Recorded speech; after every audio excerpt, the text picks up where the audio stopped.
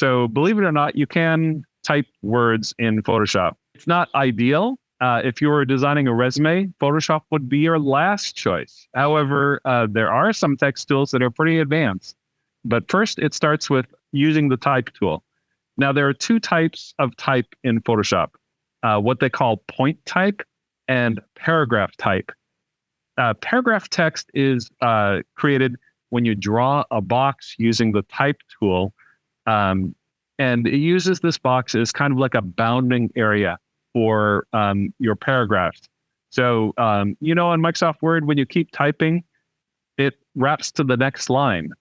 So that's how Photoshop works when you draw out a box first. Point text has no bounding area. It can create text that falls outside of the image area, so be careful. So if you keep typing and you just clicked on the type tools, that creates point text, which is sometimes useful, especially if you have just a single word, because it makes it easy to center and reposition it.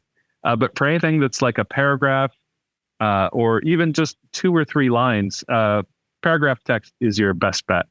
However, if you've changed from one and you figure that you actually need to have the other, it's easy to change between the two. Go to the type menu, and there's an option to convert to paragraph text or convert to point text. Text can be either horizontal or vertical, and there are 2 different tools there. And also, type can follow a path. Text on a fancy path, not just going in a straight line. It is possible to do that in Photoshop, and we'll learn how to do that. Yeah, but just briefly, to get types on a path, you need to draw a path first. You can do that either with the pen tool, or you can use the shape tool to generate a path. So there are all sorts of different things that you can put on a layer. One of them is shapes. So those are the shapes that we can draw: rectangle, ellipse, triangle, polygon, lines, or custom shapes. So let's work on this. Let's move to only good vibes. And we'll talk about a few things that are new.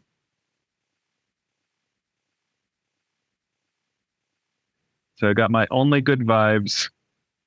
I actually was shopping, and I saw a lady with this shirt on. And so we'll kind of see if we can recreate what she had there. Oh, I don't need to save. Okay, so right now, this is not very impressive. This is the most generic font in the world. This is Arial Black. And I just have resized the text so that it's all kind of like all the same width.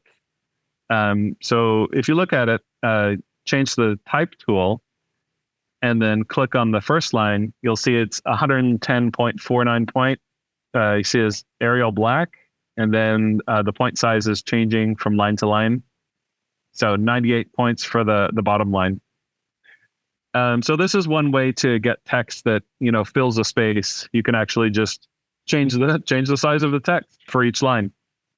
Just kind of, like I said, just boring text. But the neat thing about this was it was outlined on her shirt. So it was not just boring text. And then there are things that were put on top of the outline. So let's see how we can do that. All right. So with only good vibes selected, I'm going to double click to the right, not on the words, but on just to the right. And that'll bring up what they call the layer styles. And there are all sorts of different, basically layer styles are just mini effects that you can apply per layer. So from this, you'll see a lot of different things that we can do. We can create a bevel. So that's kind of nice. And how I did that was I just clicked on the word bevel and emboss. And notice there's a check mark that appeared just to the left of it. So I don't want the bevel emboss. So I'm going to uncheck that. What I want is actually stroke. So I have a stroke selected there. And let's, well, you know what? This text is the wrong color. So this text is black, but we just want to see an outline. So what we can do is I'll just select all the text and then I'll change the color by going to my options bar. And then there's my little justify lines, and then just to the right of that is a black rectangle. Click on that, and let's change that to white. All right. And now we got to do something because the text has just disappeared. So, all right. So let's go back, and I'm going to add a stroke. Yep. And then I'll click on the word stroke, and that'll allow me to change some options. So first of all, let's make it a little bigger. And instead of doing inside, let's do outside. So when it says the position, and then we can resize it. It's not super thick, but it's also not really thin. The other options are good, but I'll change the color. Let's just change the color to black because I want it to stand out, be very visible. So that is looking good. But what kind of set this design apart from me was she had little flowers on the edges of the words, and so I've created a group called Flower Mark. And if you spin that little arrow there, you'll see there's a flower outline and a flower fill. And currently, it's not set to display. But if you click just to the left of the folder, it'll display that. And this is a little, I think in Japanese, a lot of times, if a teacher is happy with your assignment, she'll draw a flower mark or a hanamaru. This is kind of what it looks like. And then this is my recollection of what her shirt was like. I had just kind of simple illustration. And you'll see the flower outline. It has this little special icon next to it. Kind of looks like a smart object, but it isn't. That is showing us that that's actually a shape. And if we wanted to change the color of it, what we can do is we'll just go to our shape tools over here. And you can click on any of them. Doesn't matter. Right now it's set to the rectangle tool, which is different than the rectangular marquee tool. See how that's a dotted outline? This is a solid outline, and it has a bit of a fill to it. So those are shapes. And for instance, if I wanted to have a rectangle behind good, just select the background first, and then draw a rectangle using the rectangle tool. And then I can change the fill with it selected. Change the fill there, and we'll make it a nice, okay, well, I don't know if that's nice. And then the stroke is currently set to no stroke. So see this little red, looks like the surfer's mark. So that's actually no stroke. So it's just got the green. And if I, this is actually not pixels. A path is actually, or rather a shape is a vector. Photoshop is primarily a raster program. So you're always dealing with pixels. However, there are some vector tools in Photoshop as well. Vector is an object that's drawn using mathematical representations of a curve. So it's using equations rather than remembering where each pixel is. So if we wanted to transform this with the shape tool, we can go from the side. Then we can rotate, kind of like transform. That's kind of looking neat. Didn't plan to do that, but okay. That's all right. All right, maybe that's all right. All right, so I need to get my flower colored. So I'm going to select that and then make sure I have any of the shape tools selected, change the fill. I'm using the pastels. I'll do orange. Sure. Okay. And then I'm going to make sure that I have the folder for the flower mark selected, and I'm going to move it into place. Whoops. Oh, and that gets me every time.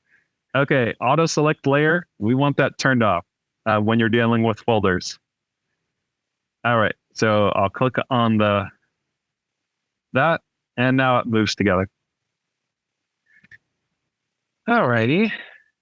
And then maybe I want to change the position of this. So I'll transform it and then rotate it.